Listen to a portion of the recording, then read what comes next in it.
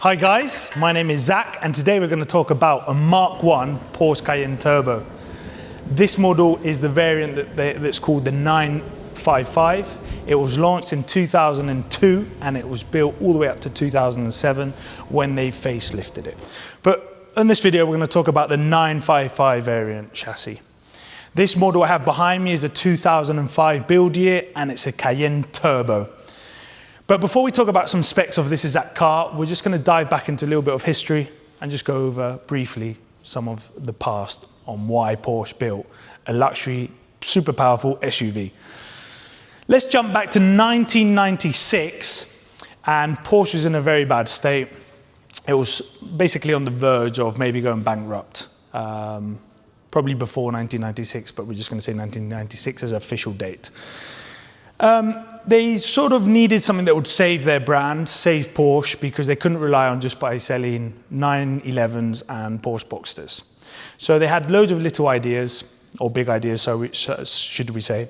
They had an idea of maybe building a Porsche minivan, because the market in the US was quite big for, families that wanted a spacious car, hence a minivan. And they also had the idea of an SUV, because SUVs were starting to be popular at that time as well. Ford Explorers, Grand Cherokees, X5 was about to come out, Range Rovers. So, early 1996, Porsche decided to make an SUV. They approached Mercedes to see if they could do it together, because Mercedes was in the process of building the M-Class, the ML. And end of 1996, they basically ditched that idea. For whatever reason, they didn't come to any terms and conditions or any agreement with Mercedes. So they approached Volkswagen. And Volkswagen was happy to take on that project and build it together because Ferdinand Piëch thought the idea was great and that Volkswagen would need a luxury SUV as well. That's why this chassis is very similar, not to say the same. It is nearly the same, but Porsche tweaked the suspension and certain components on the Cayenne from the differences of the Touareg. But that's why it's basically a very similar chassis, or the same chassis as a Volkswagen Touareg and an Audi Q7 at a later date. So Porsche and Volkswagen started the development of the 955 Porsche Cayenne. They started developing it and they needed it to be a really good quality product. There was no exceptions, it needed to be the best. So Porsche gave their chief engineers company cars, or they swapped their current company cars for different brands. So basically some engineers got a BMW X5, some of them got a Range Rover, some of them got a Jeep Grand Cherokee, some of them got a Ford Explorer. And the idea to that was for them to get a feel and compare, what kind of design features or what an SUV should feel like and try and make it better than the competition. That's why they got those company cars for a while they were developing the 955. So let's jump to 2002 and they launched the 955 Porsche Cayenne Turbo, or we could call it the Mark 1 Porsche Cayenne. So the Porsche Cayenne 955 was sold with lots of engine variants, but basically the petrol engines were a 4.5 litre naturally aspirated V8 petrol engine. Then it also got a 3.2 litre VR6 engine, which that engine was taken out of a Golf R32 and they placed it inside a Cayenne. A VR6 style engine is basically, it's a V6, but it's formed in a VR6 style, so it only uses one head. It's not a normal V6 where it has two heads. It's one shared head, hence why they called it VR6. Then in a later date, when it did get a facelift, they did also produce a 3.6 litre engine, which was taken out from the Passat R36. That was a 3.6 litre, naturally aspirated, that produced 300 horsepower. The 3.2 only produced 250. But the one I have behind me is a Cayenne Turbo that produces 450 horsepower and 624 newton meters of torque. It's a 4.5 litre V8 twin turbo. This was the daddy and the best one you could buy in 2005. So we're just going to look over some design features on a turbo and the differences between a normal Cayenne, and then we'll put it up on the list and we can have a look underneath.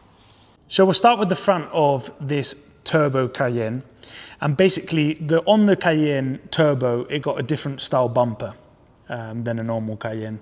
So it basically looks more like a 996 turbo style front.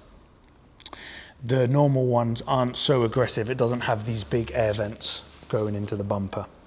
It looks really aggressive from when you see it coming up behind you on a rear view mirror. It's got sort of 996 style headlights, but I do think it looks quite nice on this style of car. The facelift is a little bit nicer, but I think this car gets away with it very well. This car on the turbo comes with 20-inch wheels all round, and it comes with two 7.5 40 R20 tyres in size. On this current model we have Michelin Latitude Sport 3s on the car, and it feels really nice. It feels comfortable and it feels quite reassuring when it does go around corners. On the front we've got 6 piston calipers made by Brembo. These, if I'm not mistaken, are called ZR18 caliper. Lots of people do fit them, you know, aftermarket, or they buy them to fit onto a Golf because they look absolutely amazing. It's a big caliper, chunky, and a very nice looking one. On the back, we've got 4 piston calipers, which this car really does do well stopping. I don't feel like it needs more brakes. On the turbo models, you also get these B pillars are normally silver, and the back pillars as well are normally silver. These ones were painted sort of satin matte black, just to sort of cut the line. It looked a bit too, there was too much silver going on there, so these ones were painted black. The turbo gets these 4 exhaust pipes on the back. I have seen them with a sort of oval shape, so 4 oval shaped ones, but this one has the square version, which I think look really nice. This model also has a retractable tow bar that you basically unclip from this plastic here. Just there, you unclip that plastic and you can hook the tow bar onto it. On the interior, we've got very nice seats, really comfortable things. It's a very nice place to jump into, especially when it's a cold day outside and you jump into this Cayenne. It's really relaxing when you do get into it. On this car, we have heated seats, we've got cruise control, you know, automatic gearbox. This car has air suspension as well, so you've got off-road mode. You can make it, lift it high, make it go lower, and it's a very nice feature to have. We've got Tiptronic 6-speed automatic gearbox, which is very strong, it's very well designed, and it's a very reliable box. We have the original screen in it. I always say this, I would probably fit a new 2-DIN radio in there with Apple CarPlay just to make it modern. All the interior is wrapped in, all the dashboard is wrapped in leather, so it's a very nice place to sit. This car, especially on the turbos, they normally come with Alcantara headliner, which I think looks really nice. This one's a sort of dark grey, and it just makes the place feel really nice when you do get in it. It makes it feel special. It's also got a sunroof. There's plenty of space for 5 people. You'd feel very comfortable in here doing a nice journey.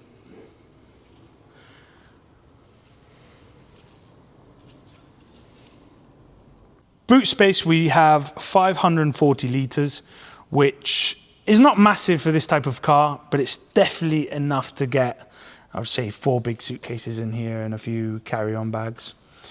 It's also got a dog net that you can roll up and clip onto the back, and then it's got the parcel shelf that's basically one that you roll and clip in. Boot floor, we have this is a Bose subwoofer, and that's the air compressor tank for the hydraulic suspension.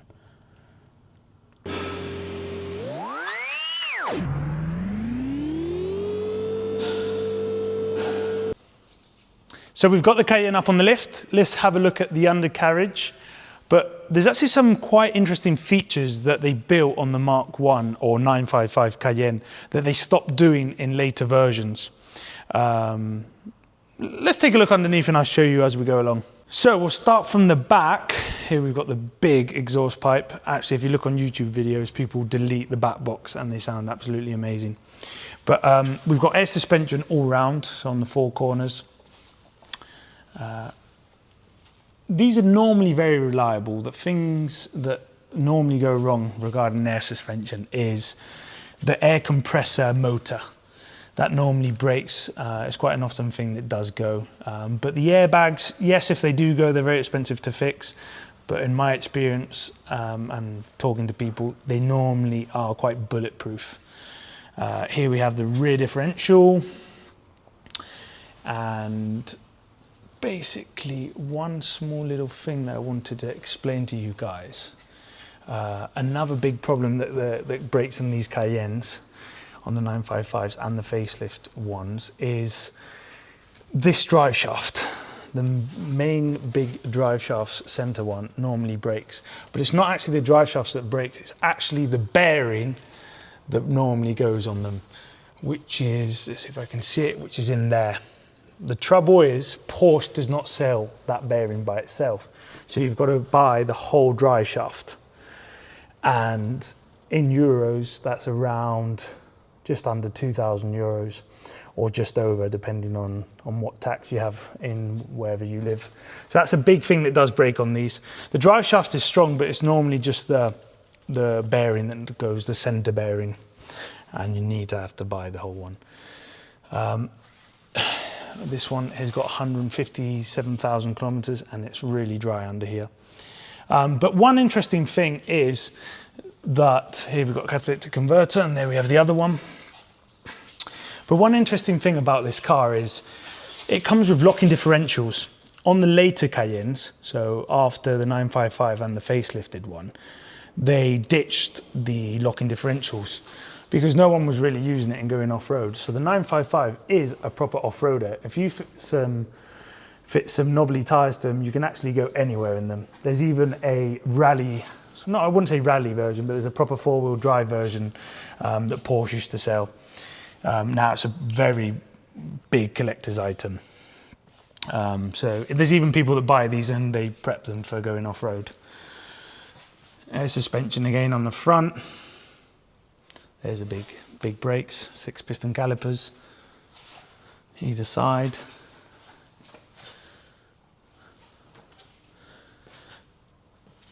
These gearboxes are normally very reliable as well. They're very strong. They really do take this 624 Newton meters of torque in a very reliable way. Just service it. These cars are normally very reliable, but there's a few things that they're known for failing on these models.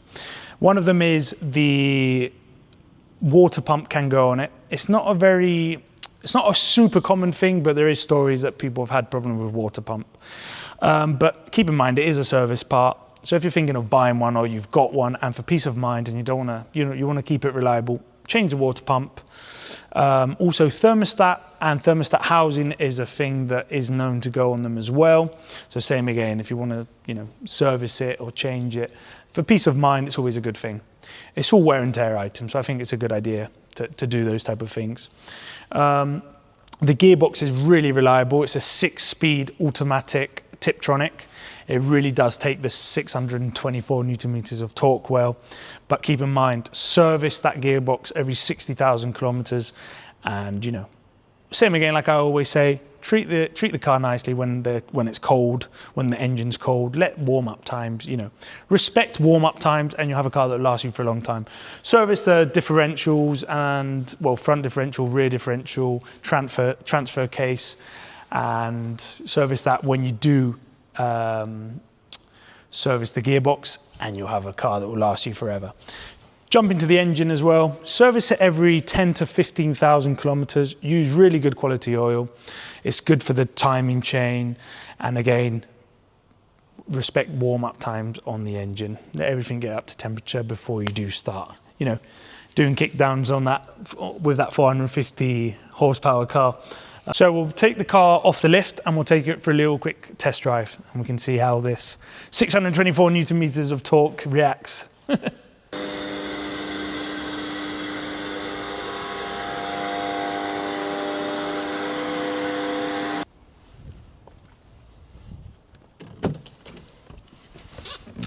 So let's take it for a little drive. One little interesting thing about this car is I want to show you the key. If you look, it's actually made to look like a Cayenne. You see the little lights? They're the lights and that's the car.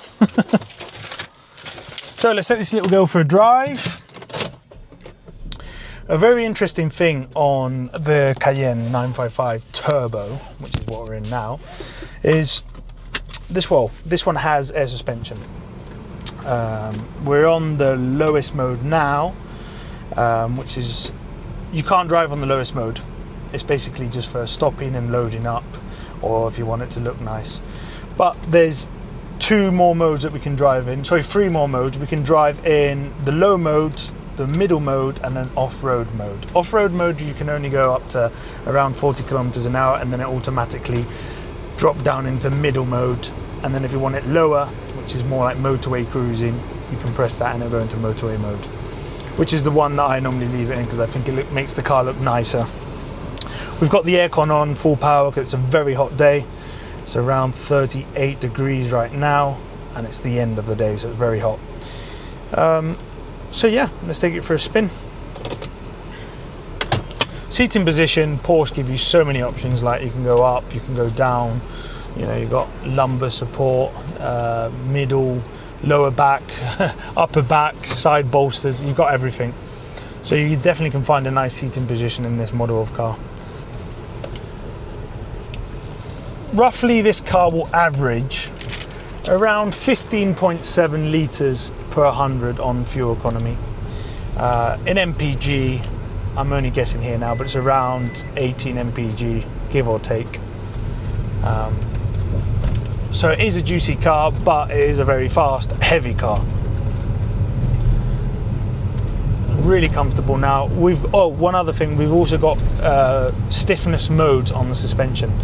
So right now I've got it in the lower mode, but I've also got it in sport mode. So I'm going to put it into comfort now, because we're going to drive over a bit of a bumpy road. And yeah, lovely. It feels really nice in normal mode. Sorry, now we're in comfort mode. Yeah, it really soaks them up. That was a big pothole right there. So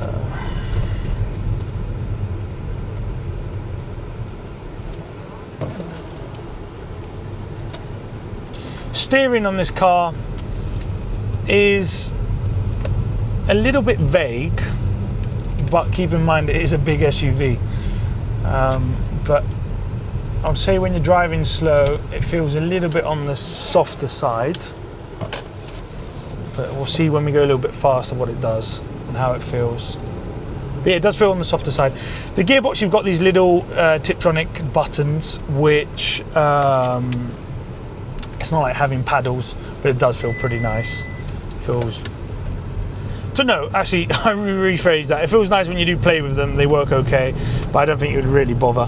I think if I did want to use manual mode, I'd go into the manual mode on the actual gear lever, which I've got up if you push forward, and you've got down if you pull back. Yeah, it feels better instead of these little buttons. They feel a bit old-fashioned. Bit luxury inside here. You feel really nice. You're just sat in a really nice place with this, especially with the Alcantara headliner. It feels like it's, you know, it's really comfortable. It's a very comfortable car. We're just gonna let the engine warm up properly, and then we'll give it a little bit of a welly. But yeah, I'm really impressed with this suspension. We're in comfort mode now, and we're driving through some corners, and it feels really planted. So I'm gonna put it straight. I'm gonna jump normal mode. So we're in comfort. I'm gonna jump normal mode. I'm gonna go straight into sport. Give it a couple seconds. Yeah, now you feel like it's stiffened up. It's stiffened up quite a lot, but it feels very nice.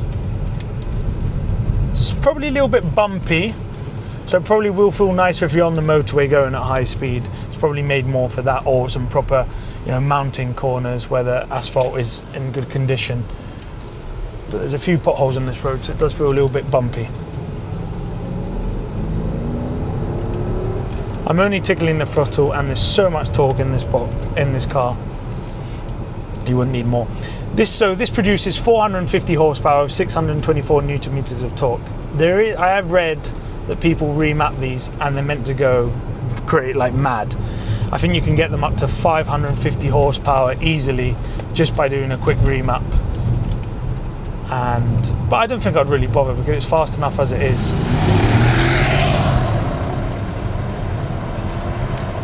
So on this car we've got heated seats, we've got front sensors, rear parking sensors, sunroof, Alcantara headliner, heated steering wheel. The dashboard is lovely. Keep in mind, this is a 2005, so this car is 20 years old, and there's no big rattles or creaks or any odd sounds coming from the car. So it does feel really, really well built. So I think if you're looking for a big SUV style car, you want it to be, quite cheap to buy, but still look $1 million. I think this is a very good option. A Porsche Cayenne is always a very good option. You might think, I'll get the 3.2 litre, or I'll get the Cayenne S, which is a 4.5 litre V8. To be honest, if you're going to get the 4.5 V8 naturally aspirated, yes, it will be a little bit more reliable, but personally I would get a turbo. I just think they look a lot better. The front bumper looks amazing. I think, their overall look, you normally get it with the Alcantara headliner, and I think for the difference of on fuel economy, it's hardly nothing. It will use nearly the same amount of fuel, so you might as well get a turbo. And if you do get a turbo, it does this. It really goes. That's 624 newton meters of torque. You really do feel it. I'm, on the private road, and it just goes.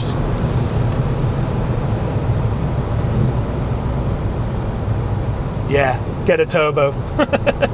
And then as well, you could get the 3.2, but that's just, to be honest, slow. I think that's slow. For this type of car, it's not the fastest thing in the world. Maybe if you're just driving around town all the time, yes, it will be enough. But why not get a turbo?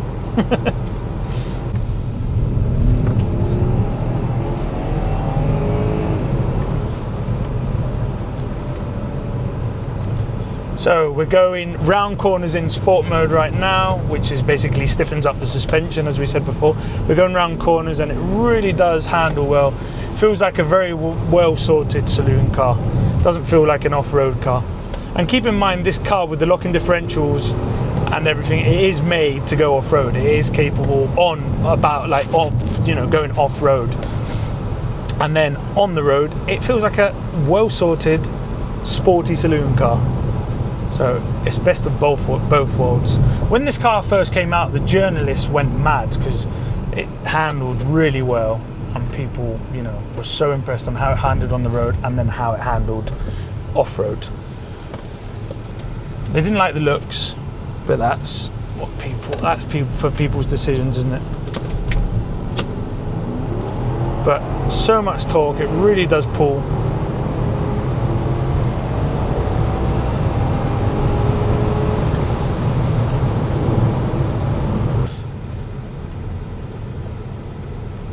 I just think this is a budget Urus. So if you're on a budget and you fancy a big SUV that can go around corners, can still leave everyone, you get a Golf R in your rearview mirror, you stomp on the throttle and you say bye to that Golf R, and that's a good feeling.